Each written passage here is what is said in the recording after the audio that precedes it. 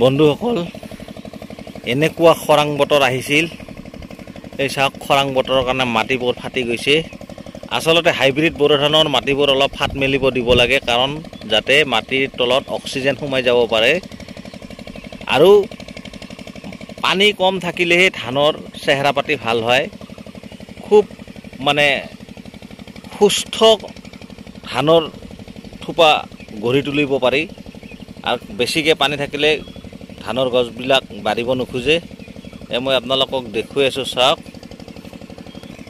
চাওক খৰাঙতে কেনেকৈ ফাট মেলিছিল আজি দুদিনমান হ'ল দুদিনৰ পৰা বৰষুণৰ পানী পোৱাৰ পাছত অলপ ধানবিলাকৰ ৰংটো সলনি হৈছে চাওক এই পথাৰখন হৈছে সেউজীয়া পথাৰ ইয়াকে কয় সেউজ বিপ্লৱ আৰু এই পথাৰত আহিলে মনটোও সেউজীয়া হৈ থাকে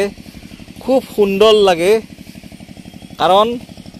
মই বিভিন্ন প্ৰান্তত বিভিন্ন অঞ্চলত মই কৃষকৰ কৃষি সম্বন্ধে বুজ লওঁ গতিকে মই নিজা খেতিতো ব্যস্ত হৈ থাকোঁ তাৰোপৰি মই বিভিন্ন প্ৰান্তত মই গৈ মই কৃষি সম্বন্ধে কিছু আলোচনা কৰোঁ লগতে কিছু ভিডিঅ' মই বনাওঁ আৰু মই আপোনালোকক সেই হিচাপে কিছুমান ভিডিঅ' মই দি থাকিবলগীয়া হয় গতিকে চাওক মই এই হাইব্ৰিড বড়ো ধানবিলাক কেনেকুৱা হৈছে অলপ আপোনালোকক দেখুৱাওঁ ইয়াৰ আগৰবাৰ মই আৰু দেখুৱাইছিলোঁ এই চাওক বিশাল এখন পথাৰ হাজাৰ হাজাৰ বিঘা মাটি হাইব্ৰিড বড়ো ধানৰ খেতি কৰা হৈছে চাওক আপোনালোকক মই দেখুৱাই আছোঁ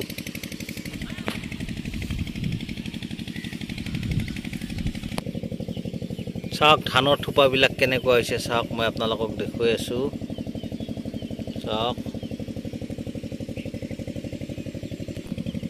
এই চাওক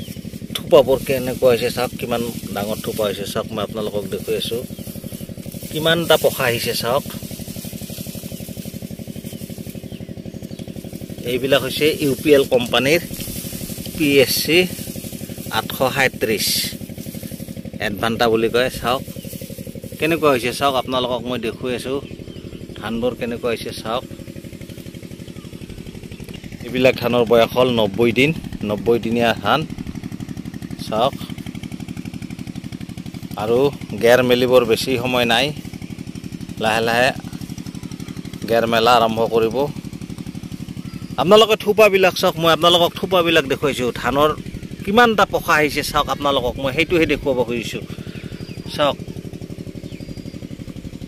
চাওক কিমান ডাঙৰ ডাঙৰ থোপা হৈছে আপোনালোকক মই দেখুৱাই আছোঁ চাওক দেখিছে কিমানটা পখা আহিছে এইবিলাক চাওক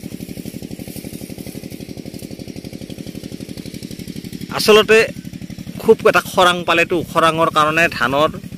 যিটো কালাৰ সেই কালাৰটো অলপ ৰংটো অলপ সলনি হৈছে আজি দুদিনমান হ'ল বৰষুণৰ পানী পাইছে গতিকে এতিয়া লাহে লাহে ৰংবিলাক সলনি হ'ব বেছি ভাল দেখাত হ'ব ধুনীয়া লগা হ'ব চাওক গতিকে সেউজীয়া পথাৰত আহিলে মনটো সেউজ সেউজ লাগে গতিকে চাওক